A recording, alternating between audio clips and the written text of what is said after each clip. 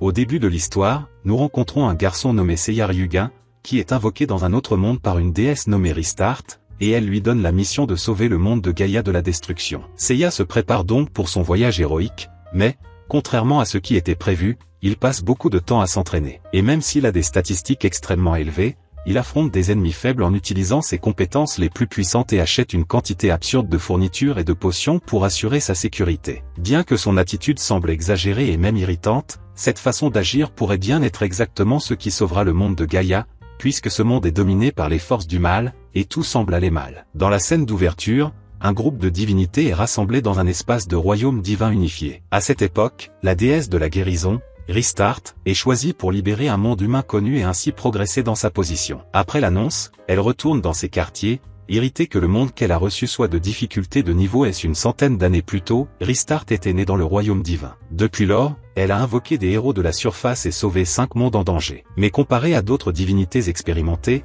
5 mondes, c'est encore trop peu. La moyenne est généralement de plus de 10 mondes sauvés, certains dieux en ayant libéré jusqu'à une centaine. Dans le présent, Restart analyse plusieurs documents essayant de décider quel humain invoquer pour l'aider à sauver Gaïa Brand. Après avoir hésité pendant longtemps, elle devient frustrée et jette les papiers en l'air. L'un d'eux tombe sur son visage et elle s'intéresse au contenu. Ensuite, elle est dans une autre pièce pour commencer à invoquer le héros. L'élu est Seiya Ryugen, un humain. Restart est paralysée lorsqu'elle voit Seiya car il est très beau. Malgré cela, elle contrôle ses sentiments, car il est interdit à une divinité d'avoir une relation amoureuse avec un humain. Elle se présente poliment, s'attendant à une réponse chaleureuse, mais Seiya la trouve étrange à cause de sa façon de s'exprimer. Restart commence à tout expliquer sur les dieux et les héros. À un moment donné, elle demande à Seiya de dire le mot « statut » pour voir ses attributs en tant que héros. Seiya dit d'abord autre chose, mais découvre ensuite qu'il est un guerrier de niveau 1. Curieux, il demande ce qui se passerait s'il mourait. Restart répond qu'il retournerait dans son monde d'origine. Par la suite, elle ouvre un portail pour Gaïa Brand afin qu'il puisse voir l'endroit,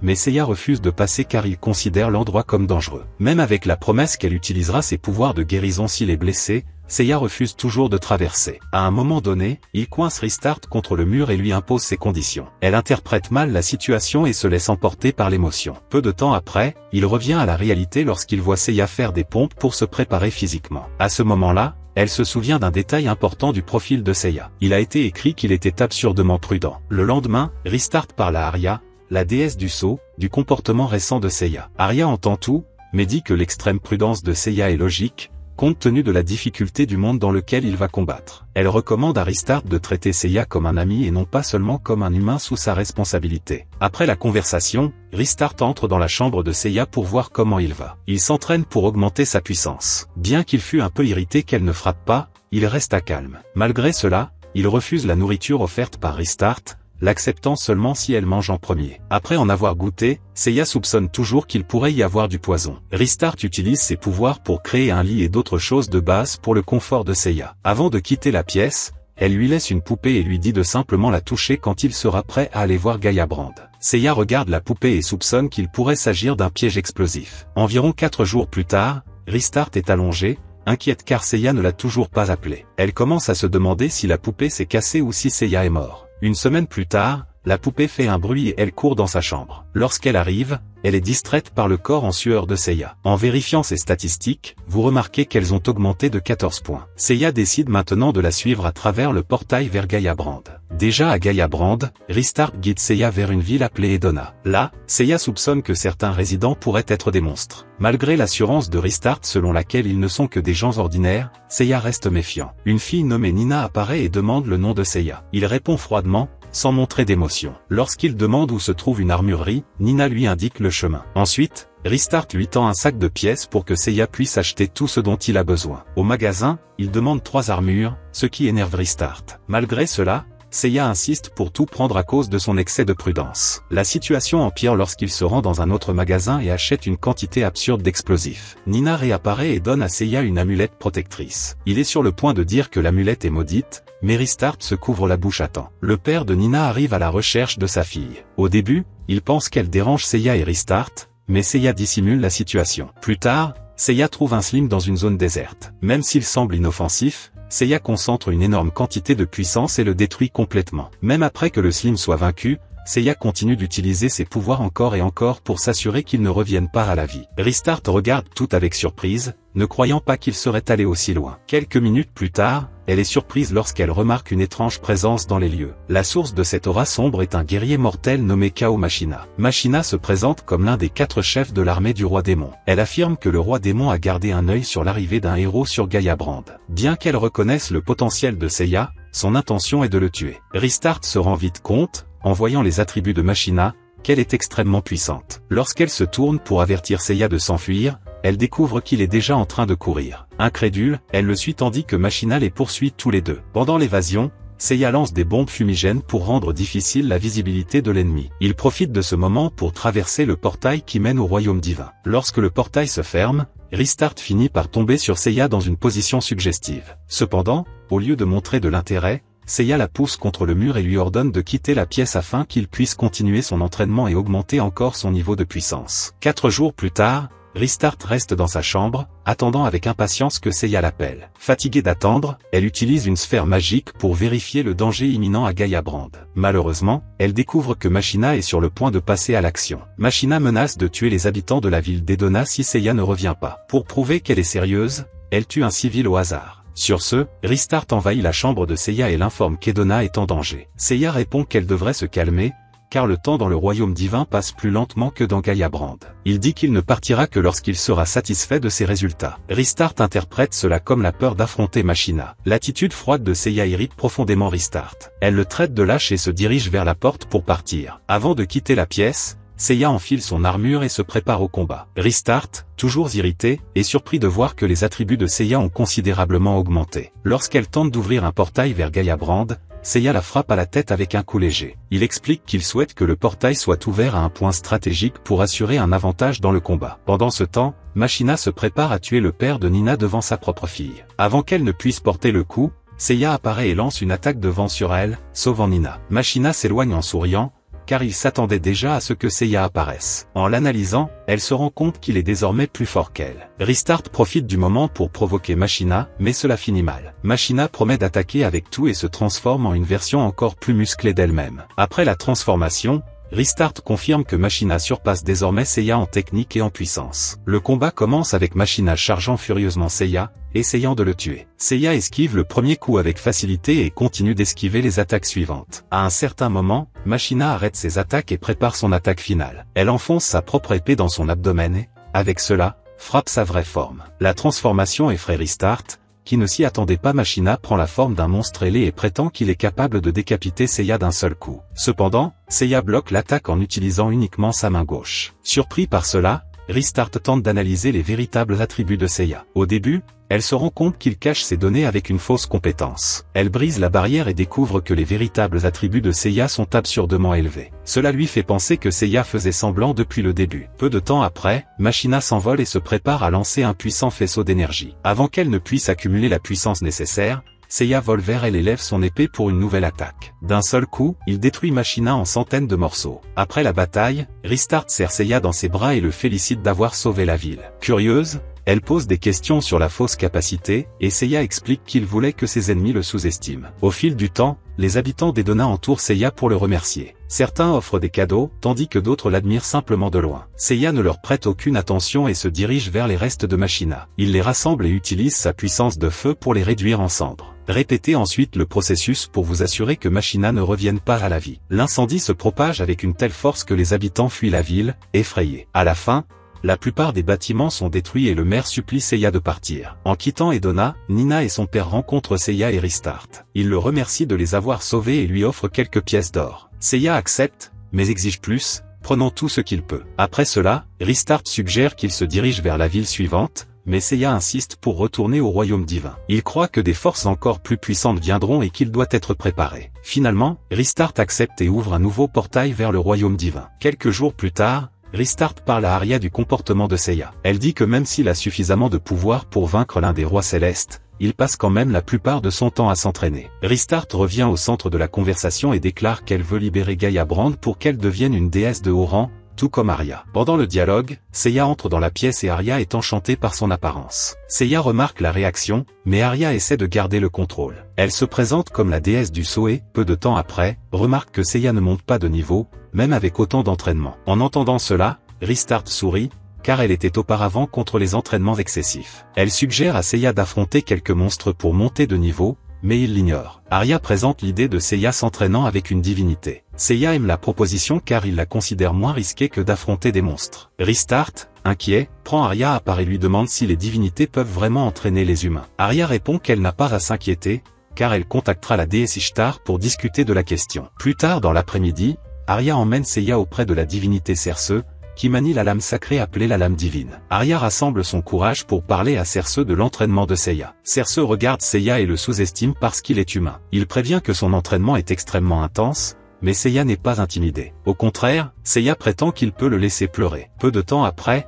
les deux commencent un duel d'entraînement, et Seiya parvient à rester calme devant son adversaire. Vu de loin, on pourrait croire que Seiya est au même niveau que Cersei. Le premier jour d'entraînement, Ristarth rencontre Cersei à la cafétéria. Elle pose des questions sur la performance de Seiya, et Cersei répond qu'il s'en sort bien, mais tient à souligner que Seiya est toujours en dessous de son niveau. Le lendemain, Ristarth retourne à la cafétéria et demande à nouveau des nouvelles de Seiya. Cette fois, Cersei se plaint que Seiya est devenu terriblement plus fort en seulement 2 jours. Le troisième jour, Ristarth retourne à la cafétéria une fois de plus et remarque que Cersei a clairement perdu du poids. Quand elle lui demande ce qui se passe, il casse une tasse en verre et lui crie dessus en disant qu'il essaie de déjeuner. Cela attire l'attention des autres divinités, mais Cersei s'excuse pour son éclat. Le lendemain, Ristarth se rend à la cafétéria et découvre que Cersei n'est pas là. Lorsqu'elle le cherche, elle le trouve caché au fond de l'endroit. Elle est surprise de le voir ainsi, mais Cersei la supplie de rester silencieuse, car il ne veut pas que Seiya le trouve. Il commence à raconter tout ce qui s'est passé depuis le premier jour d'entraînement. Selon lui, Seiya veut continuer à s'entraîner jusqu'à devenir 100 fois plus fort que lui. Alors qu'il explique cela à Ristarth, Seiya apparaît, laissant Cersei terrifiée. Lorsque Seiya s'approche, Cersei jette son épée divine dans la mer en disant qu'il ne veut plus jamais la revoir. Malgré cela, Seiya le traîne sur le sol pour le ramener à l'entraînement. La situation empire quand Arya arrive et emmène Ristarth avec elle parce que la déesse Ishtar a demandé sa présence. Au fil du temps, Ristarth participe à une réunion privée avec Ishtar. Lors de cette rencontre, elle découvre que Cersei n'est pas née en tant que divinité, mais en tant qu'humain. Ishtar explique qu'il était un épéiste, mais qu'il a perdu tous ses souvenirs lorsqu'il est né de nouveau en tant que divinité. Après cette brève explication, Ishtar va droit au but, elle veut que Ristarth se rende immédiatement dans la prochaine ville de Gaia Brand car un danger approche. Après avoir compris la situation, Ristarth accepte de partir au plus vite. Ristarth quitte la pièce déterminée à convaincre Seiya de l'accompagner. À sa grande surprise, elle trouve Seiya en train de battre Cersei. Au début, elle se fiche sur la scène, mais commence bientôt à expliquer ce qui se passe sur Gaia Brand. Seiya écoute attentivement et accepte de la suivre, car il est maintenant complètement préparé. Ils arrivent dans la ville de Simul, où les habitants les avertissent qu'un groupe de zombies s'approche. Malgré cela, Ristarth se dirige vers le magasin d'équipement de combat. Seiya essaie d'acheter une grande quantité de fioles d'eau sacrée, car cela peut être utilisé contre les zombies. Il s'énerve lorsqu'il apprend que le vendeur n'a pas la quantité désirée. Ristarth intervient pour éviter une confrontation et emmène Seiya dans une église, où il rencontre Elulu, Mash et 2 autres membres du clergé. Le chef de l'église les accueille avec un sourire, disant qu'il a reçu une révélation de la divinité suprême selon laquelle ils arriveraient. Il présente Elulu et Mash comme des frères et sœurs qui portent du sang de dragon. Alors que le prêtre parle, Seiya lui jette de l'eau bénite, lui brûlant le visage et révélant qu'il était un zombie déguisé en humain. Même dans la douleur, le zombie reconnaît Seiya, mais regrette d'avoir été découvert. L'ennemi tente de se reprendre et se prépare à attaquer les enfants. Ristarth réalise l'intention et demande à Seiya de faire quelque chose, mais il reste calme. En quelques secondes, le zombie tombe au sol, les parties de son corps séparées. Ristarth est confus, ne comprenant pas quand Seiya l'a frappé. Seiya est surpris de voir que le zombie est toujours en vie. Lorsque Ristarth demande comment il a eu connaissance de la farce, Seiya répond en quelques mots, disant que c'était par simple raisonnement. La tête du zombie alerte Seiya que l'armée du roi démon est en route. Seiya écoute et se prépare à le détruire une fois pour toutes. Ristarth s'avance et court avec Elulu et Mash, essayant de les protéger. Pendant ce temps,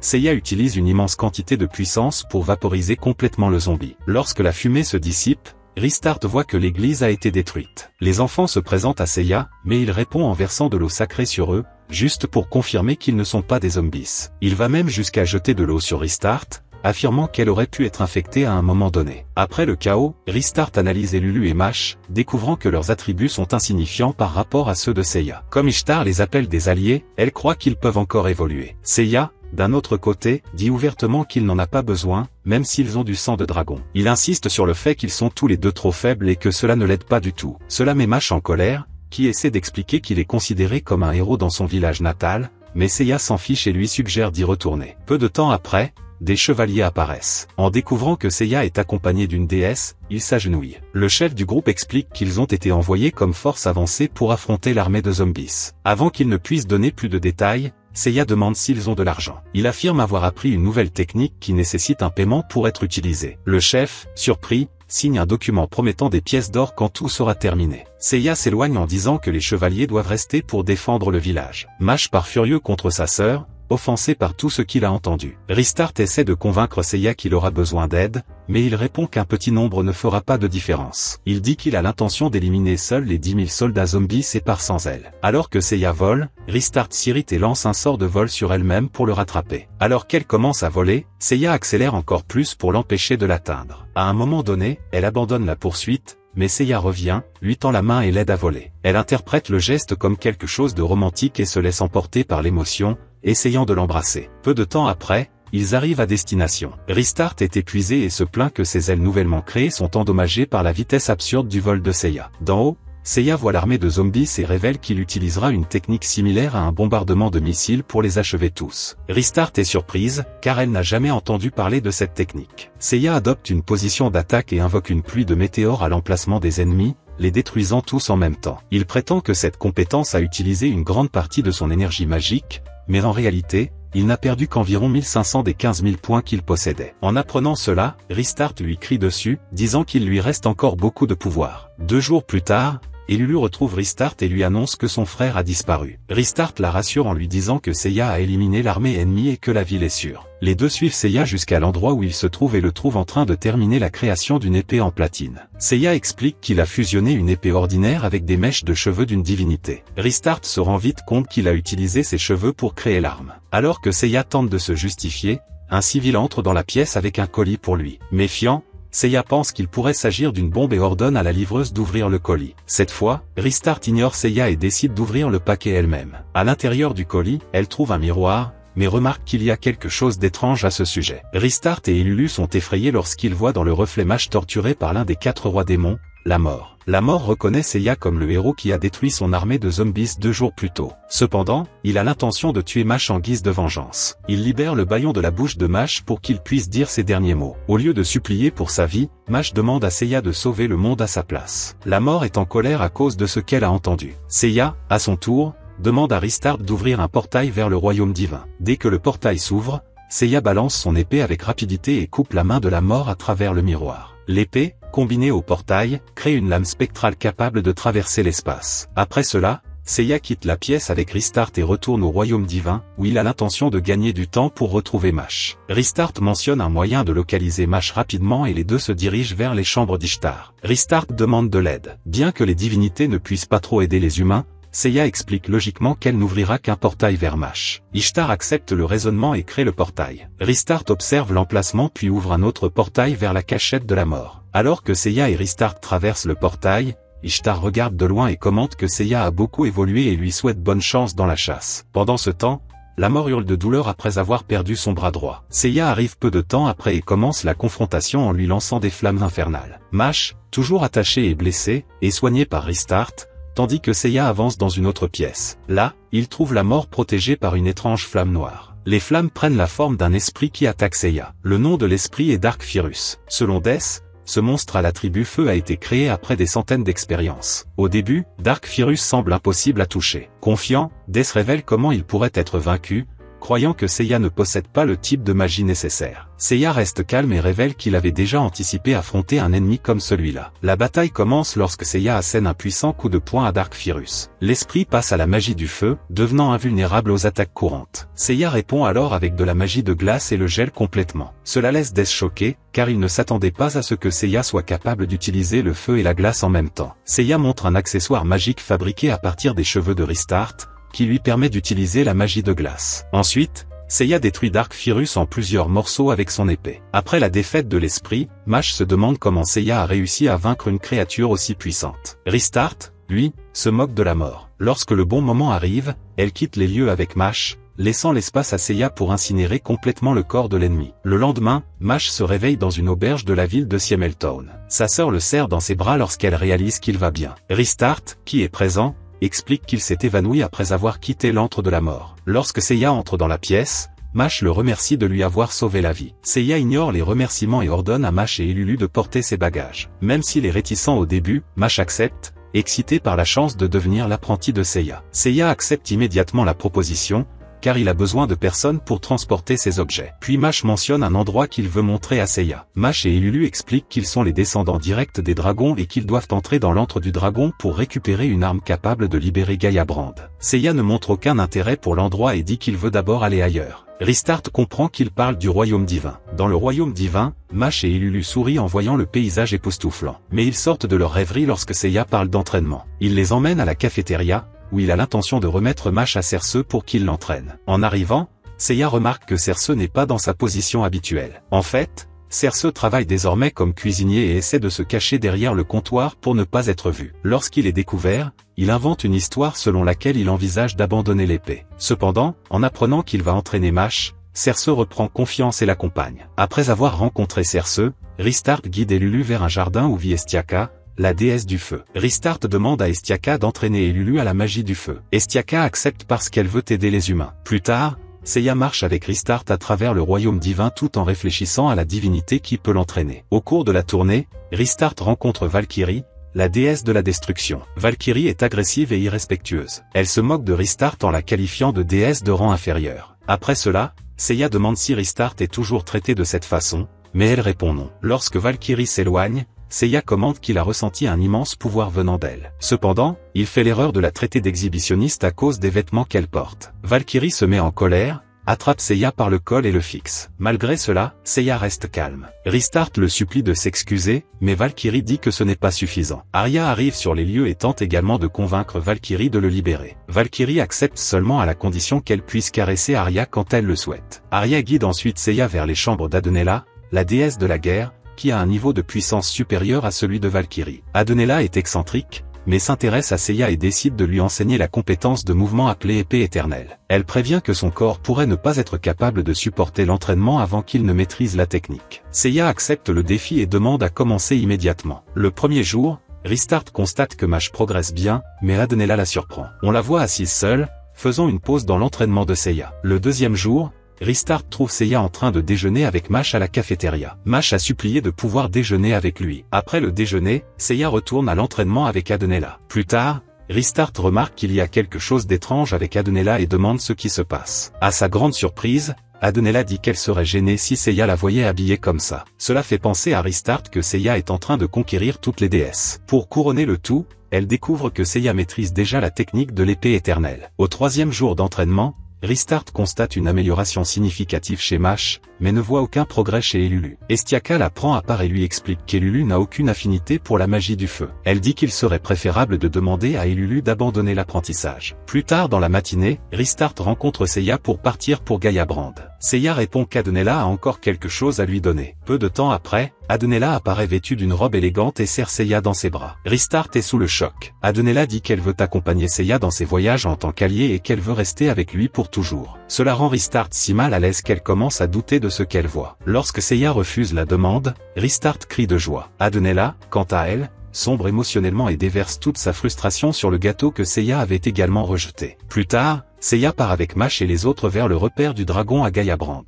En chemin, la famille de Seiya élimine les monstres proches qui pourraient les menacer. Mash et Elulu se sentent inutiles parce qu'ils ne peuvent pas aider. À un moment donné, Restart essaie d'utiliser sa capacité de numérisation pour voir les véritables attributs de Seiya. Cependant, sa barrière magique l'en empêche, et l'effort est si grand qu'il affecte même ses yeux. Seiya la réprimande, disant qu'espionner ses données est une infraction grave. Peu de temps après, le groupe arrive au village d'Izal, où vivent les nains. Là, Seiya achète toutes les fournitures nécessaires à la mission vers le repère du dragon, en tenant déjà compte du pire scénario possible. Mash parvient presque à suivre le rythme trop prudent de Seiya, mais Restart l'empêche d'acheter tout le magasin. Après avoir terminé leurs achats, le groupe arrive au repère du dragon. Après avoir marché quelques mètres, ils trouvent un phoque. Mash et Elulu s'approchent pour le briser, mais Seiya utilise sa vitesse extrême ainsi que sa technique d'épée pour détruire le seau avant eux. Cela laisse les enfants choqués et se sentent une fois de plus inutiles devant Seiya. Ils se dirigent vers un hôtel enchanté, où une voix accueille Mash et Elulu comme héritiers du sang du dragon. La voix leur demande de grimper sur l'autel pour être transportés au village des dragons,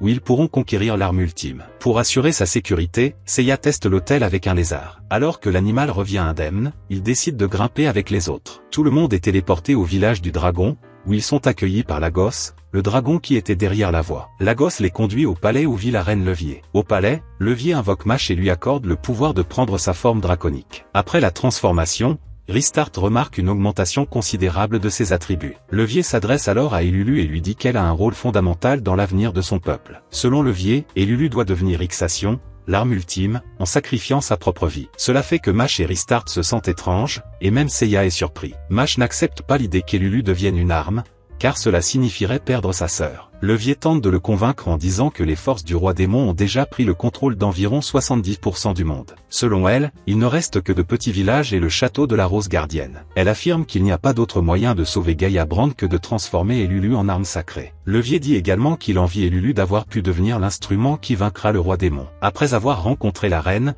Mash marche avec sa sœur et les autres. Au cours de la conversation, Elulu dit qu'elle est prête à se sacrifier, car elle croit que c'est son destin. Elle a toujours voulu servir les autres, elle se sent donc satisfaite de pouvoir enfin réaliser ce désir. Pendant ce temps, Ristarth reste préoccupé par Elulu et par l'avenir du monde. À ce moment-là, Seiya s'éloigne du groupe et achète une grande quantité de graines de vitesse, sans montrer aucune réaction au fait qu'Elulu est sur le point de mourir. Cette nuit-là, Levier organise un festival pour commémorer le sacrifice d'Elulu. Ristarth et Mash se servent du festin en attendant votre arrivée. Pour la première fois, Seiya accepte une collation offerte par les enfants du peuple dragon. Lorsqu'Elulu arrive, la célébration se termine et le rituel commence. Elle marche sur un chemin qui mène à l'abîme du dragon. Selon Levier, l'abîme est un cercle magique créé par le premier empereur dragon. Quand Elulu saute, son corps se transforme en l'épée sacrée Ixation. Alors qu'Elulu avance, les dragons applaudissent avec joie. Mash, en revanche, ne peut pas accepter de perdre sa sœur. Il tente d'arrêter le sacrifice, mais les gardes le retiennent. Devant ses hésitations,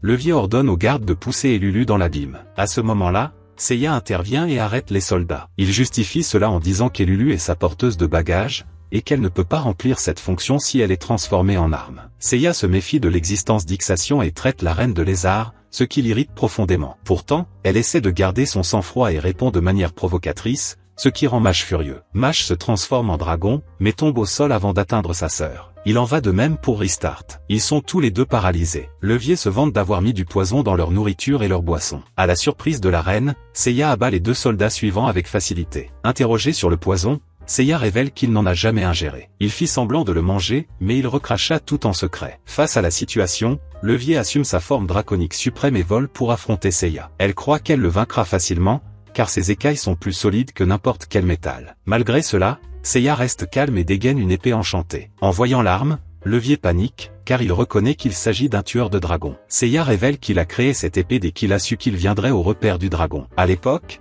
il utilisait son épée en platine et ajoutait des mèches de cheveux d'Elulu et de la reine elle-même, car ils étaient des dragons. Il mentionne également qu'il a terminé l'arme avec une centaine de mèches de cheveux de Ristarth pendant qu'elle dormait. Ristarth décide à ce moment-là qu'il aura une discussion sérieuse avec Seiya lorsque tout sera terminé. La bataille commence avec Seiya frappant les côtes de Levier avec son épée. Lorsque Seiya tente de sauver Elulu, la reine lance un sort qui active un collier autour de son cou, commençant l'épuisement de son énergie vitale. Elulu n'a plus que 3 minutes à vivre. Seiya, dans un premier temps, demande à Levier de défaire la malédiction. En découvrant qu'il n'y a qu'un seul moyen de briser le sort, qui est de tuer la reine, il s'y prépare. Une nouvelle confrontation commence. Seiya lance une attaque de feu contre Levier, mais les flammes ne font aucun dégât en raison de ses PV élevés. Levier passe en défense et active la compétence mur ultime, qui recouvre sa peau de métal. Seiya la regarde et promet de percer sa défense. Il avale ensuite toutes les graines de vitesse précédemment achetées et utilise le pouvoir obtenu pour l'attaquer avec 2 épées tueuses de dragon. Il effectue des millions de coups rapides, mais même dans ce cas,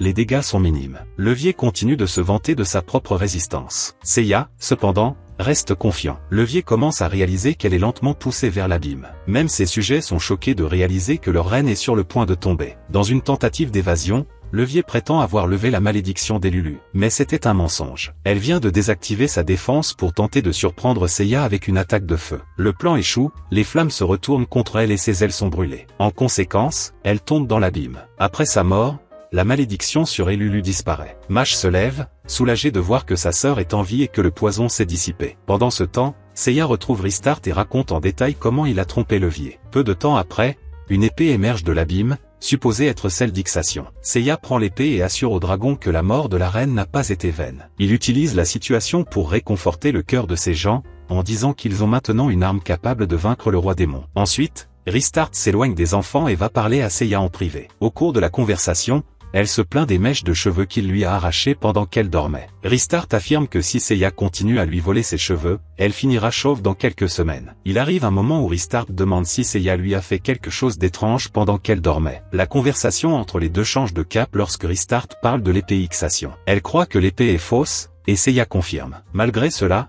il explique qu'il a agi de cette façon uniquement pour calmer le peuple dragon et lui demande de ne pas révéler son secret. La conversation terminée, les deux rejoignent Mash et Ilulu et sortent du repère du dragon. Lors de la sortie, le groupe rencontre un peloton de chevaliers impériaux de la Rose gardant l'entrée de la grotte. Ailleurs, des démons de haut rang discutent de leur plan visant à détruire même les divinités du royaume divin. Ils se rassemblent autour d'un tas de religieuses mortes, certains que leurs plans fonctionneront. À l'entrée de la grotte, le chef des chevaliers impériaux de la Rose se présente à Seiya et à ses alliés. Il révèle que les soldats sous le commandement du capitaine Rosalie affrontent les forces du roi démon à la forteresse d'Olga. Il supplie alors Seiya et son groupe de les aider dans la bataille. Ristar accepte d'aider, même s'il se plaint de ne pas avoir eu le temps de se reposer. Lorsque Seiya monte au ciel, le chef des chevaliers commente un démon appelé Bilbub, qui se déguise en mouche. Il ajoute qu'un essaim de mouches géantes, mené par Bilbub, attaque la forteresse et fait plusieurs victimes. En entendant cela, Seiya part avec Ristar et les autres vers la menace. Lorsqu'ils arrivent dans la forêt près de la forteresse, Seiya aperçoit Bilbub et son SM. Ristar se cache et utilise sa capacité de numérisation pour analyser Bilbub,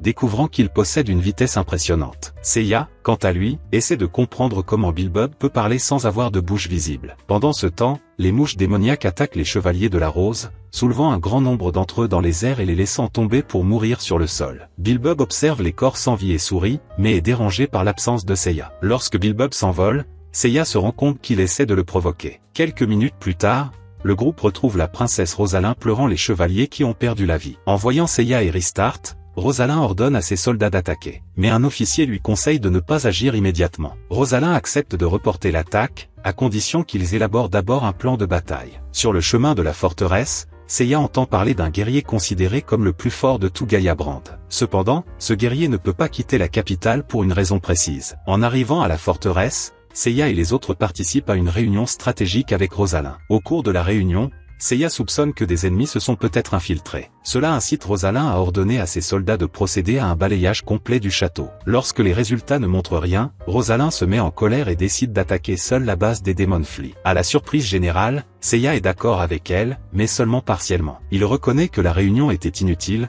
mais déclare qu'il a l'intention de retourner immédiatement au royaume divin. Rosalyn devient furieuse, pensant que Seiya abandonne son peuple. Pour calmer les choses, Seiya explique qu'il doit s'entraîner dans le royaume divin, car il n'a pas assez de puissance pour vaincre l'ennemi dans son état actuel. Rosalyn se rend compte que Seiya était dans la forêt lorsque ses chevaliers ont été tués. Ristar tente d'intervenir pour le protéger, mais Seiya dit à Rosalyn que la responsabilité de la perte des soldats lui incombe, pour avoir déclenché une guerre sans plan approprié. Rosalyn perd le contrôle et lui crie de retirer ce qu'il a dit. Comme Seiya ne recule pas, elle essaie de le gifler. Seiya bloque le coup et renvoie la gifle. Même après cela, Rosalyn essaie de l'attaquer à nouveau, mais est à nouveau touchée. Ristar regarde en silence le visage de Rosalyn meurtri par les gifles répétées. Elle se demande si Seiya n'a aucune empathie pour les femmes. Elle essaie de le convaincre de s'excuser, mais il refuse. Seiya regarde simplement Rosalyn alors qu'elle pleure tout en tenant une épée. Il utilise sa capacité de numérisation et découvre qu'elle est la fille du maître de guerre. Pourtant, il commente que ses pouvoirs n'ont rien de spécial. Cela rend Rosalyn encore plus irritée.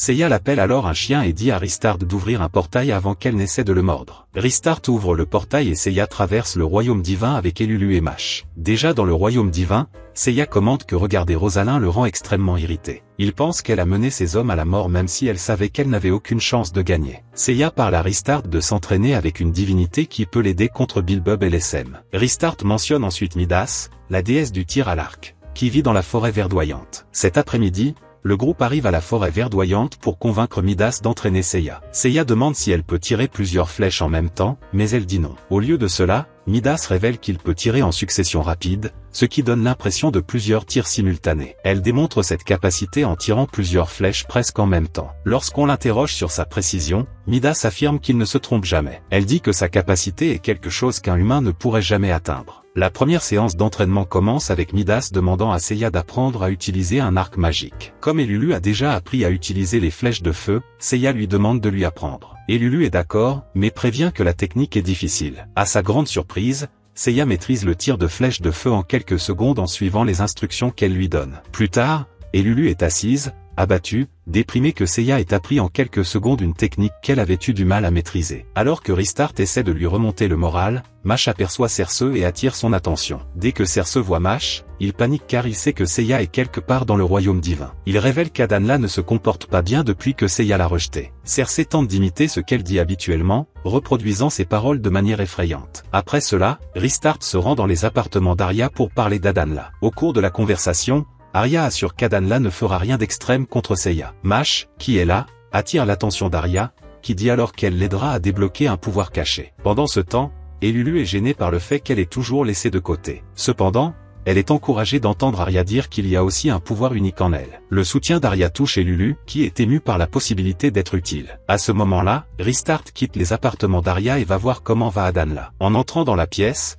elle est effrayée de voir des inscriptions faites avec du sang sur les murs. La peur augmente lorsqu'elle se retourne et trouve Adanla avec une apparence sinistre. Adanla comprend rapidement que Seiya est peut-être dans le royaume divin à cause de la présence de Restart. Restart finit par mentir pour essayer de protéger Seiya. Dès qu'elle en a l'occasion, elle court vers la forêt verdoyante pour avertir Seiya du danger. Elle ne se rend pas compte qu'Adanla est juste derrière elle. Lorsqu'il s'en rend compte, il panique et supplie Adanla de se calmer. Malgré cela, Adanla dégaine son épée, déterminée à tuer Seiya. À la surprise générale, Seiya s'approche d'elle, même en connaissant le risque. Il commence à lui dire des mots gentils jusqu'à ce qu'elle se calme. La situation change complètement lorsque Seiya se rapproche encore plus et caresse la tête d'Adanla. Cela la fait retomber amoureuse et lui pardonne. Restart est incrédule face à la tournure des événements, car elle savait qu'Adanla voulait tuer Seiya quelques instants auparavant. Pour résoudre la situation, Seiya dit calmement au revoir, disant qu'il doit retourner à l'entraînement. Midas observe tout de loin et mord dans une pomme de manière provocante. Par la suite, Restart se détend dans les quartiers d'Arya alors qu'il essaie de traiter tout ce qu'il a vu. Arya écoute son histoire et dit que Seiya ira bien. Arya la conduit ensuite de l'autre côté de la pièce, où Mash et Elulu se reposent. Là, Mash démontre sa nouvelle capacité, qui lui permet de transformer sa main droite en griffe de dragon. Restart est un peu effrayé lorsqu'il voit Mash transformer juste sa main en forme de dragon, trouvant cela un peu effrayant. Pour une raison quelconque, Elulu pose sa main sur Mash, et il commence à ralentir. À ce stade, Restart découvre qu'Elulu possède la capacité de retarder. Lorsqu'elle touche à nouveau son frère, il commence à se déplacer plus vite, révélant qu'Elulu a désormais également la capacité d'accélération. Au final, les deux frères sont satisfaits de leur nouveau pouvoir, car ils pensent qu'ils pourront aider Seiya dans les combats. Peu de temps après, Restart parle à Arya et mentionne l'entraînement de Seiya avec Midas. Le nom de Midas effraie Arya, qui explique alors pourquoi cette déesse vit isolée dans la forêt. Elle révèle que Midas est une divinité terrifiante, connu pour kidnapper et s'amuser avec tous les héros invoqués. Après avoir entendu cela, Restart comprend que si Midas attrape Seiya, il sera fini. Elle marmonne qu'un simple contact pourrait signifier la fin et s'enfuit dans la forêt pour empêcher quelque chose d'horrible de se produire. À son arrivée, Restart trouve Midas pendu la tête en bas, attaché à un arbre et sans vêtements. Quand elle demande ce qui se passe, Seiya dit qu'il ne sait pas. Midas déclare alors que le test final est sur le point de commencer. Seiya doit utiliser 3 flèches de lumière et frapper avec précision les cordes qui la lient. Si elle y parvient, elle tombera dans ses bras et, selon elle, ils feront tout ce qu'elle veut. En entendant tout cela,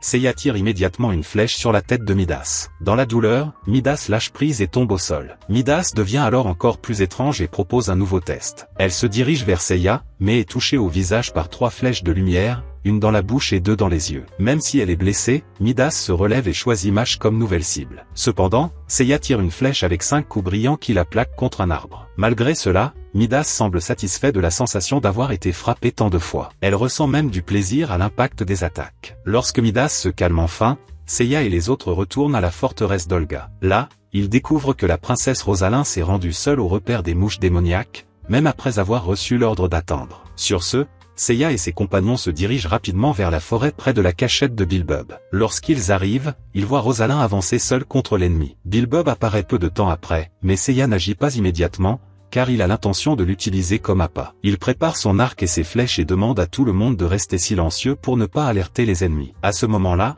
un soldat de la forteresse apparaît et brise le silence, faisant voler les démons vers le groupe. Malgré tout, Seiya croit qu'il sera capable d'atteindre la cible. Malheureusement, Bilbob attrape Rosalind et s'envole avec elle. N'ayant pas d'autre choix, Seiya exerce une pression excessive sur Restart et lui demande de créer une diversion. Irrité mais coopératif, Restart accepte le rôle et se dirige vers Beelzebub. Il se rend vite compte qu'elle est une déesse et en déduit que Seiya pourrait être à proximité. Pourtant, il s'élève vers les nuages pour jeter Rosalind au sol. Pendant un instant, Restart panique, car il ne sait pas comment empêcher la mort de Rosalind. Elle improvise alors une diversion jusqu'à ce que la flèche de Seiya les atteigne. Beelzebub parvient à esquiver grâce à ses réflexes absurdes, mais finit par lâcher Rosalind. Heureusement, Restart l'attrape avant qu'elle ne touche le sol. Beelzebub analyse alors l'environnement et soupçonne que Seiya se cache parmi les nuages, puisque l'attaque est venue d'en haut. Seiya, qui est caché, tire une flèche de lumière à 7 coups. Beelzebub active une compétence appelée Spin Dodge et évite les attaques. Malgré cela, les projectiles reviennent transformés en oiseaux magiques de lumière et transpercent son abdomen. Beelzebub brûle en cendres. Rosalind, voyant tout cela, réfléchit au genre de héros qu'est Seiya. En touchant le sol, elle refuse de rendre grâce pour avoir été sauvée. Seiya ne prête pas attention à son attitude,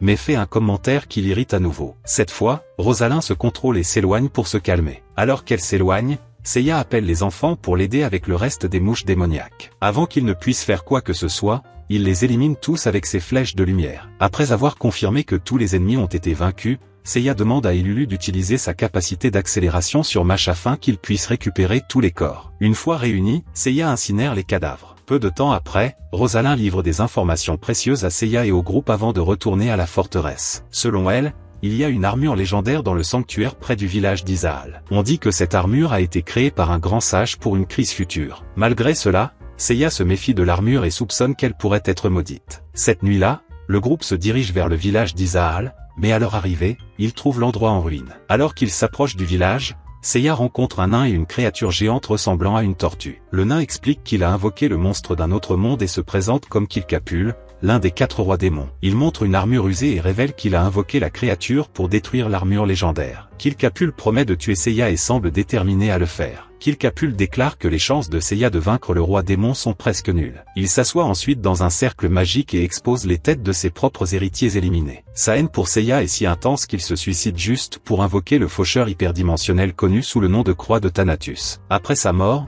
Cross émerge du cercle magique. Restart essaie d'utiliser sa capacité de numérisation, mais les données sont erronées et ne montrent aucun signe d'une fausse capacité. Seiya comprend que Cross est extrêmement puissant et ordonne à Restart d'ouvrir un portail vers le royaume divin. Maintenant, Seiya doit affronter 2 ennemis, car Cross est divisé en 2 après avoir subi une coupure. Restart ouvre le portail et Seiya jette Mash et Ilulu de l'autre côté. S'attendant à être porté dans ses bras, Restart est surpris d'être projeté dans le portail. Même si elle se plaint de la situation, elle guérit une égratignure sur le ventre de Seiya. Malheureusement, Cross traverse la faille dimensionnelle et arrive dans le royaume divin. Certaines divinités tentent de le détruire avec leur pouvoir, mais échouent complètement. Sur ce, Seiya s'enfuit et laisse Restart et les autres derrière lui. Lorsque Restart s'en rend compte, elle court avec les enfants pour tenter de survivre. Pendant ce temps, plusieurs divinités affrontent Cross, mais sont vaincues en quelques secondes. À un certain moment, Seiya trouve Adanla et utilise son charme pour la convaincre de combattre Cross. Adanla accepte la condition, mais exige que Seiya la récompense avec un cadeau ensemble. Avec cela, elle active sa puissance maximale et déchire Cross. Cependant, Cross se régénère et bat brutalement Adanla. La situation étant hors de contrôle,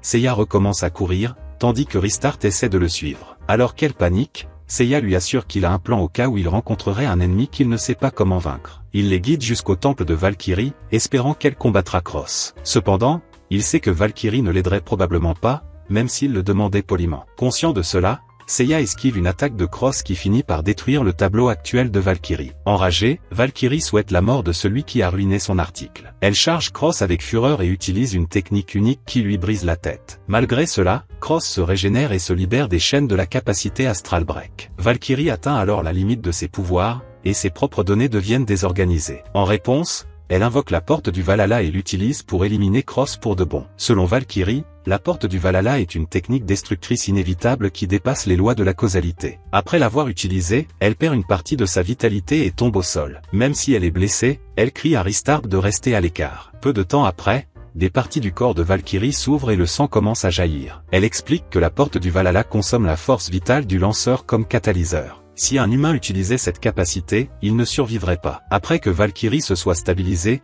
Seiya se rend compte qu'elle a utilisé sa première capacité pour résister à l'effet secondaire de la porte du Valhalla. Pourtant, Rishtart commence à penser que Seiya a des sentiments pour elle. Malheureusement, Seiya jette Rishtart au sol car il veut parler à Valkyrie. Il lui dit qu'elle est la seule capable de le former. Seiya veut s'entraîner avec Valkyrie car ses ennemis récents sont trop dangereux. Rishtart est plus inquiet du fait que Seiya mourra s'il essaie d'utiliser la porte du Valhalla. Lorsque Rishtart se manifeste, Valkyrie l'attrape et déclare qu'un humain ne peut pas apprendre sa technique ultime. Malgré cela, Seiya montre qu'il est déterminé à essayer, et son regard sérieux convainc Valkyrie de l'entraîner. Avant de partir, elle lui dit qu'il devrait la retrouver dans ses quartiers dans 10 minutes. Peu de temps après le départ de Valkyrie, Seiya retire un fragment de l'armure légendaire et le combine avec son épée et quelques mèches de cheveux de Rishtart. Ce processus aboutit à la création d'Adamantor, l'épée indestructible. Bien qu'il ne sache pas si l'arme fonctionnera contre le roi démon, Seiya a l'intention de l'utiliser, car c'est la meilleure épée disponible. Rishtart le serre dans ses bras, ému par son exploit, mais Seiya lui dit de s'éloigner car il dit qu'elle sent mauvais. En pleurs, Rishtart se rend à la salle de bain pour prendre une douche chaude. À la porte de la salle de bain, elle rencontre Cersei,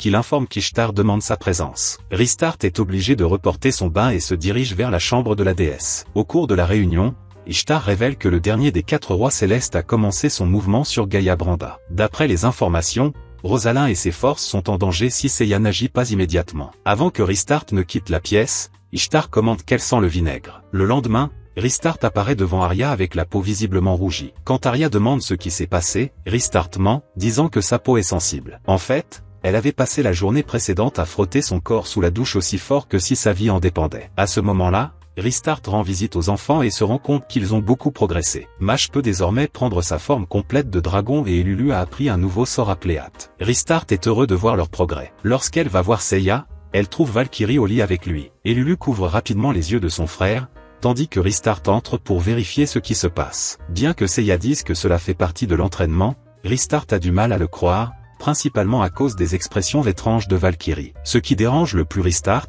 c'est le fait qu'il ait fabriqué une poupée avec ses cheveux pour la donner à Seiya. Lorsque Valkyrie découvre cela, elle s'éloigne et quitte la pièce, trouvant le geste de Rishtart exagéré. Seul avec Seiya, Rishtart se met à pleurer. Seiya, calme, explique qu'il n'a rien fait de mal avec Valkyrie. Il accepte néanmoins la poupée de cheveux et demande à Mash de la garder avec le reste de ses affaires. Peu de temps après, Rishtart les informe qu'ils doivent retourner à Gaïa Branda, car le dernier roi céleste attaque la capitale. Seiya accepte immédiatement, mais Rishtart remarque qu'il n'a pas utilisé sa phrase habituelle selon laquelle il est parfaitement préparé. En arrivant dans la capitale, Rishtart constate que la guerre est inévitable. Un soldat informe que le dernier roi céleste, Erase Kaiser, dirige l'armée démoniaque. Peu de temps après, Erase Kaiser s'avance et exige que les humains envoient leur guerrier le plus puissant. Le maître de guerre, le plus grand combattant de la capitale, apparaît pour lui faire face. Malgré son âge, il semble confiant. De manière inattendue, il bat Erase Kaiser sans qu'aucun mouvement ne soit visible. En fait, c'était si rapide que l'œil humain ne pouvait pas le capturer. Ensuite,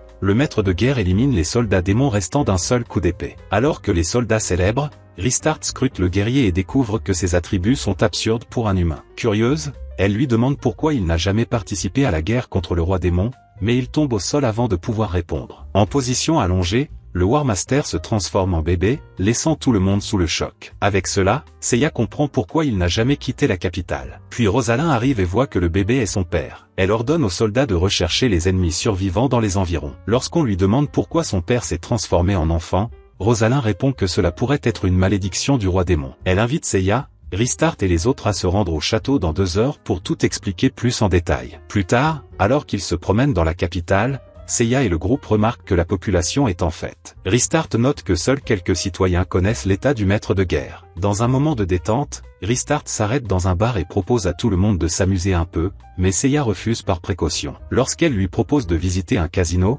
Seiya refuse également, disant qu'il ne supporte pas les situations où il n'est pas sûr à 100% de gagner. Ensuite, le groupe s'arrête dans une herboristerie. Le vendeur prétend que ces herbes médicinales sont très efficaces, et Seiya le menace en disant qu'il brûlera le magasin si les herbes sont fausses. Alors qu'il a l'intention d'acheter des fournitures de guérison, Rishtart est agacé qu'elle soit toujours celle qui le soigne avec la magie. Commence alors une dispute entre le vendeur et Rishtart pour voir qui pourra guérir la maladie le plus rapidement. Malheureusement, les herbes du vendeur s'avèrent plus efficaces que les sorts de Rishtart. Seiya, impressionné, commande plus d'herbes. Plus tard, Seiya et ses alliés retrouvent Rosalind dans le château. Elle a du mal à croire que l'armure légendaire a été détruite. Au cours de la conversation, elle parle de son père, le maître de guerre, également connu sous le nom de Rosgar of Walk. Rosalin dit qu'il a combattu les démons pendant près de 30 ans. De là, Seiya comprend que le roi n'a plus beaucoup de temps à vivre. À la fin de la conversation, Rosalin supplie Seiya et Ristar de le convaincre de ne pas participer à la mission contre le roi démon. Des heures plus tard, Seiya, Ristar et les enfants retrouvent le roi, qui va apparemment bien. Lorsque Seiya lui demande de ne pas se battre, le roi comprend et accepte. Cependant,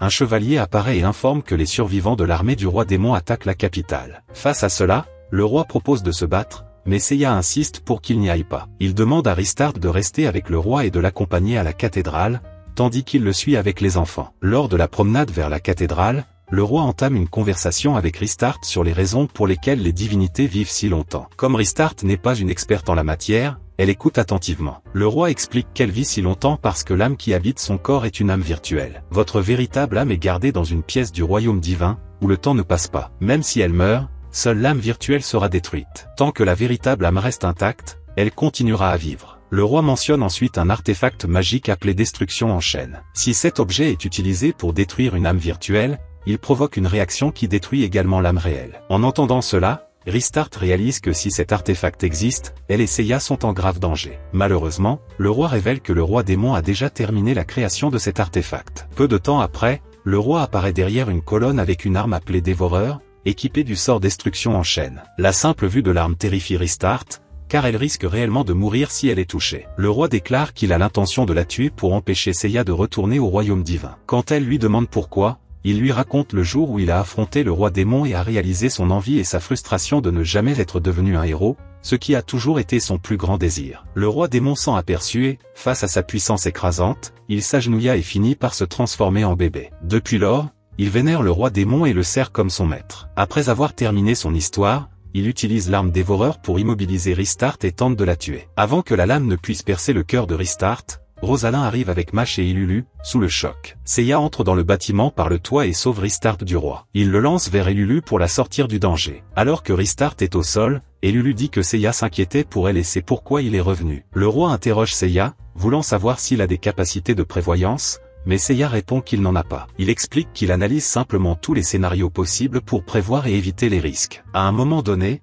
Rosalin essaie de faire reculer son père, mais il l'ignore. Il menace de la tuer si elle s'approche. Le roi dégaine alors son épée pour combattre Seiya, mais son âge avancé l'empêche de suivre. Pour résoudre ce problème, il prend une drogue magique donnée par le roi démon et retrouve sa vigueur. Dès qu'il se transforme, il attaque Seiya avec l'épée maléfique de Vorador. Au cours du combat, il apprend les schémas de combat de Seiya et le surpasse presque. Seiya saigne un peu, mais utilise les herbes qu'il a achetées pour se soigner. Il retire ensuite plusieurs bracelets lourds de ses poignets pour augmenter sa vitesse. Un nouveau round de bataille commence avec les deux échangeant des attaques à grande vitesse. Même si elle est une déesse, Ristar a du mal à suivre les mouvements. Malheureusement, le roi s'adapte une fois de plus au style de combat de Seiya, gagnant un avantage dans le combat. Inquiet, Ristar demande à Ilulu de lancer l'accélération sur Seiya, mais Ilulu répond qu'il ne peut pas, car il l'avait déjà fait avant le début de la bataille. Ristar se souvient alors que, ce matin-là, Seiya n'avait pas prononcé sa phrase préférée, parfaitement prête, en quittant le royaume divin. Au milieu du combat, Seiya arrête ses attaques rapides contre le roi et tente de porter un coup puissant. Le roi parvient cependant à anticiper son mouvement et coupe le bras droit de Seiya. Même s'il est blessé, Seiya bloque le coup final avec son bras gauche. En quelques secondes, le roi se rend compte qu'il a également perdu l'un de ses propres bras. Malgré la douleur, Seiya saisit son épée et porte un coup fatal, laissant le roi complètement sans défense. Après la victoire, Ristar se précipite pour soigner le bras droit de Seiya. Après avoir récupéré, Seiya demande à Ristar de guérir le roi, car il souffre. Rosalin, à son tour, hésite à regarder son père, ébranlé par tout ce qu'il a fait. Seiya lui recommande de prendre soin de son père, mais elle refuse. Alors qu'elle tente de justifier son attitude, Rosalin est surprise par une violente gifle au visage de la part de Seiya. La séquence de gifles continue jusqu'à ce que son visage soit gonflé. Ensuite, Seiya déclare que lorsque son père mourra, il ne pourra plus entendre ses paroles. En entendant cela, Rosalin réalise son erreur et court vers son père. Elle s'agenouille, pleure et baisse la tête, lui permettant de la caresser une dernière fois. 3 jours plus tard, il est annoncé que le maître de guerre, Walks Rosgar, est décédé de vieillesse. Rosalin assume la responsabilité de lui succéder sur le trône impérial. Pendant ce temps, Seiya reste allongé, essayant de récupérer. Ce matin-là, alors qu'il est encore inconscient, Ristar dit aux enfants qu'ils peuvent sortir et s'amuser. Peu de temps après, Seiya se réveille, mais seuls les enfants le remarquent. Lorsque Ristar se retourne et remarque qu'il est réveillé, elle finit par se faire battre pour cela. Après avoir récupéré, Restart obéit au souhait de Seiya et avertit les enfants de ne pas penser à s'amuser. Étonnamment, Seiya change d'avis et dit qu'ils peuvent sortir et s'amuser. Cela laisse Restart perplexe, mais en même temps excité à l'idée d'avoir du temps libre. Plus tard, Restart sort avec Mash et Ilulu pour une promenade. Pendant le voyage, elle propose qu'ils changent tous les deux de vêtements et promet de payer la séance de shopping. Au magasin de vêtements, Mash et Ilulu choisissent différentes pièces, tandis que Restart cherche des maillots de bain. Une vendeuse attire votre attention en mentionnant les tenues de source chaude. À ce moment-là, Restart a l'idée qu'elle pourrait acheter une tenue pour faire plaisir à Seiya. Mais elle revient ensuite à la réalité lorsqu'elle se rend compte qu'elle s'est laissée emporter. En cherchant une tenue appropriée, la vendeuse propose un modèle très particulier. Lorsque Restart demande pourquoi, la vendeuse essaie de la convaincre qu'elle serait belle en le portant. La situation s'aggrave lorsque la vendeuse apparaît vêtue d'un étrange maillot de bain unilatéral. En voyant cela, Restart s'irrite, car il ne veut pas paraître vulgaire. La vendeuse lui suggère alors une pièce encore plus suggestive, et dès qu'elle la voit, Restart la paie sans hésiter. Elle achète également le maillot de bain d'un seul côté, laissant la vendeuse incrédule, car elle n'aurait jamais imaginé pouvoir vendre cette pièce ridicule. Cet après-midi-là, après avoir terminé ses achats, Restart retourne au château déterminée à mettre ses plans à exécution. Elle veut se débarrasser de Mash et Ilulu pour avoir un moment seul avec Seiya. Cependant, en arrivant à ces quartiers, il découvre que Seiya n'est pas encore revenue. En quête de réponse, elle interroge les vendeurs de la capitale, mais tous disent ne pas l'avoir vue. Frustrée, Restart retourne au royaume divin pour parler à Ishtar et lui demander de l'aide. Dans les chambres d'Ishtar, Restart trouve Arya en pleurs. Arya la conduit ensuite dans un endroit du royaume divin où le temps est figé. Là, Ishtar révèle l'arbre qui abrite les véritables âmes de toutes les divinités. Ensuite, Ishtar va droit au but et raconte à Restart ce qui est arrivé à Seiya. Selon elle, Seiya est partie seule pour le château du roi démon. Au début, Restart n'y croit pas, mais après avoir entendu les explications, il envisage la possibilité qu'il soit vraiment là. Ishtar explique que Seiya s'est toujours inquiété pour ses amis, et c'est pourquoi il a empêché Mash et Ilulu de se battre à ses côtés. Lorsque Restart commente l'entraînement de Seiya, Ishtar l'interrompt en montrant les véritables attributs de Seiya. Restart les observe et se rend compte qu'ils sont tous déjà au niveau maximum. C'est à ce moment qu'Ishtar révèle que Seiya a atteint le sommet de ses attributs lors de la mission dans le village du dragon et, depuis lors, n'a plus grandi. Il a donc commencé à rechercher des techniques spéciales telles que Bright Arrow et la porte du Valhalla, avec l'aide de Mitty et de Valkyrie. Après cela, Restart déclare que Seiya ne pourra pas vaincre le roi démon avec ses attributs. Mash pose ensuite des questions sur Ixation, et Restart révèle que l'épée était un faux. Ishtar renforce le fait que Seiya a recherché la technique Valkyrie car c'est un pouvoir qui sacrifie la vie pour détruire l'ennemi. Restart dit que Valkyrie ne lui a jamais appris cela, mais Ishtar lui rappelle la cérémonie d'investiture dont elle a été témoin. Soudain, Restart se souvient de la scène où il a trouvé Seiya au lit avec Valkyrie. Elle comprend alors que Seiya est prêt à mourir pour sauver Gaia Branda. Malgré cela, elle s'agenouille, confuse, essayant de comprendre pourquoi il essaie tant de la protéger. Avant qu'Ishtar ne puisse répondre, elle demande si Restart a le courage de découvrir la vérité. Dans le passé, Seiya a participé à une mission dans un monde appelé Xphoria, où il a combattu aux côtés d'Arya, Tiana et Colt. Dans le présent, Restart regarde cet événement sur un écran, tandis qu'Arya explique que cela s'est produit il y a environ un siècle. À cette époque, Seiya n'était pas prudent. Sa stratégie était de toujours donner le meilleur de lui-même. Bien que ses compagnons aient parfois douté de lui, il en est toujours sorti victorieux. À une occasion, Seiya a vaincu un ennemi même avec un trou dans la poitrine. Arya dit que, malgré son faible niveau et son manque de préparation, Seiya a gagné grâce à ses efforts. Ces victoires ont rassuré ses coéquipiers. Tiana a demandé un jour à Seiya pourquoi il avançait toujours si vite. Il répondit que les souffrances du peuple dureraient aussi longtemps que le roi démon resterait en vie. Il a également déclaré que c'était la magie de guérison de Tiana qui l'avait maintenu en vie jusqu'alors. Au fil du temps, Seiya, Tiana et les autres ont affronté le roi démon et l'ont vaincu. Arya a examiné le corps et a confirmé qu'il était mort. Cependant, pendant que Colt parlait au groupe,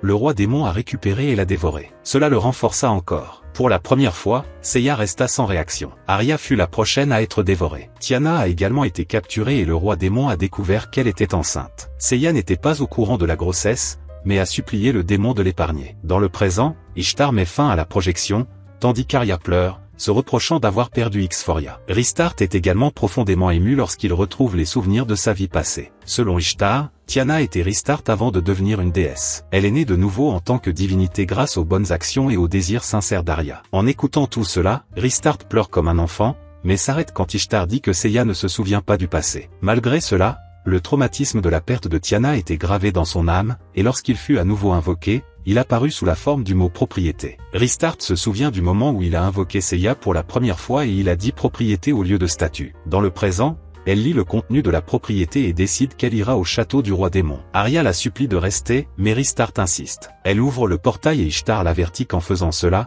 elle dépasserait ses limites en tant que déesse de soutien. Rystart dit qu'il acceptera les conséquences à son retour. Ainsi, elle traverse le portail avec Mash et Elulu, se dirigeant directement vers le domaine du roi démon. Le texte des propriétés indique « Soyez extrêmement prudents. Vous pouvez être rejeté ou détesté, mais continuez. Sauvez le monde, vos amis et ceux que vous aimez, pour de vrai, cette fois. » Peu de temps après avoir traversé le portail, Rystart ressent les effets du sort de destruction en chaîne du roi démon. Puis le bruit des épées attire son attention et elle voit Seiya combattre le roi démon lui-même. Malheureusement, elle arrive trop tard, car Seiya est sur le point d'invoquer la porte du Valhalla. Lorsque le roi démon est touché par le sort, il tente d'échapper à la mort, mais échoue. Pour s'assurer qu'il n'y ait pas de retour, Seiya utilise la poupée de cheveux de Rystart comme catalyseur pour sceller le roi démon dans la porte. Seiya porte alors le coup final, plongeant son épée la plus puissante dans le corps du roi démon. Malheureusement, juste après la défaite de l'ennemi, Seiya tombe au sol, extrêmement affaibli. Il perd beaucoup de sang à cause de l'effet secondaire causé par la porte du Valhalla. Rystart, désespéré, le supplie de ne pas mourir,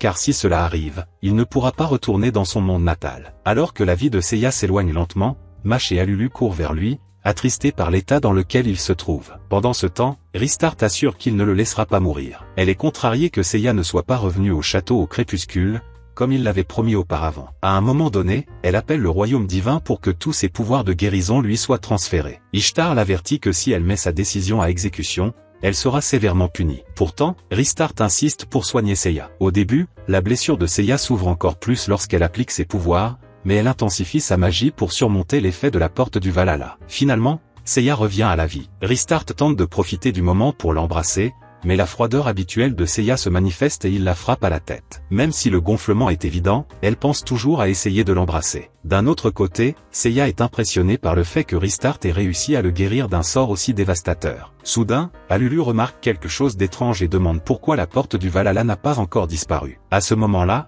le roi démon parvient à échapper au sort, dans une dernière tentative de détruire le monde entier. Il invoque le jugement zéro, une technique de destruction totale. Même face à cela, Seiya affirme avec conviction que les plans de l'ennemi ne réussiront pas. Seiya invoque alors une deuxième porte du Valhalla, l'utilisant pour sceller la précédente et jeter le roi démon dans le vide. Cependant, ce nouveau sort commence à coûter la vie à Seiya, malgré les efforts de Rystart pour le protéger. Des marques rouges enchantées parcourent tout son corps, drainant complètement son énergie vitale. Seuls les pouvoirs de guérison de Rystart le maintiennent en vie, mais ils ne suffisent plus à le restaurer complètement. Mash et Elulu ne peuvent retenir leurs larmes lorsqu'ils voient le corps de Seiya se faner lentement. Même dans l'agonie, Seiya tient la tête de Rystart contre sa poitrine et la caresse, disant qu'elle était incroyable. Elle se remet à pleurer, cette fois encore plus intensément. Avant de disparaître, Seiya récupère une partie de ses souvenirs et sourit, heureux d'avoir réussi à sauver Rystart. Le lendemain, Rystart informe Rosalyn qu'il quitte la capitale. Rosalyn, pour sa part, déplore le fait que le héros qui a vaincu le roi démon ne soit plus parmi eux. Pourtant,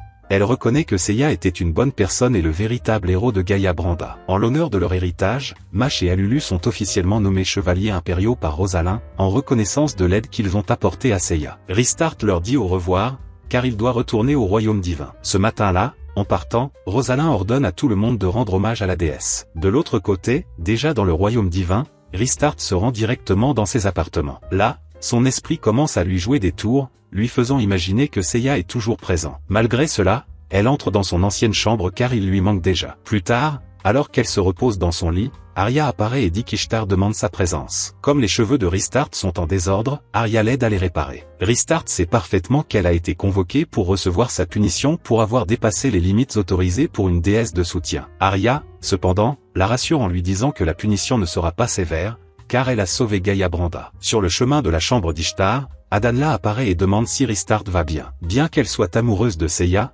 Adanla montre qu'elle est plus préoccupée par l'état émotionnel de Rystart. Peu de temps après, Cersei arrive avec un étrange gâteau et le donne à Rystart pour tenter de lui remonter le moral. Rystart essaie un morceau et commente qu'il est bon. Pour une raison quelconque, Adanla enfonce un couteau dans la base du gâteau. Puis Midas apparaît et montre ses caractéristiques excentriques. Elle demande si un nouveau héros a déjà été invoqué. Découvrant que ce n'est pas le cas, elle part maladroitement. Quelques instants plus tard, Arya conduit Rystart au bureau d'Ishtar, où la punition sera décidée. Avant qu'Ishtar ne puisse parler, Arya lui rappelle que Rystart a sauvé Gaïa Branda et mérite d'être pris en considération. Malgré cela, Ishtar informe que la punition sera d'envoyer Rystart sauver un monde de niveau SS, appelé Exphoria. En entendant le nom, Arya réagit fortement, car elle sait que le seigneur démon de ce monde a vaincu le héros précédent et a transformé l'endroit en un domaine démoniaque. De plus, Restart ne pourra pas utiliser ses pouvoirs de guérison pendant la quête. Ishtar, cependant, lui accorde la possibilité de choisir un héros à partir d'un document spécial pour l'aider à sauver Exforia. Le nom enregistré dans le document est Ryugen Seiya. Restart se réjouit immédiatement en voyant cela, réalisant qu'il aura une autre chance aux côtés de Seiya. Au bas du document se trouve une inscription qui dit « Impossiblement prudent ».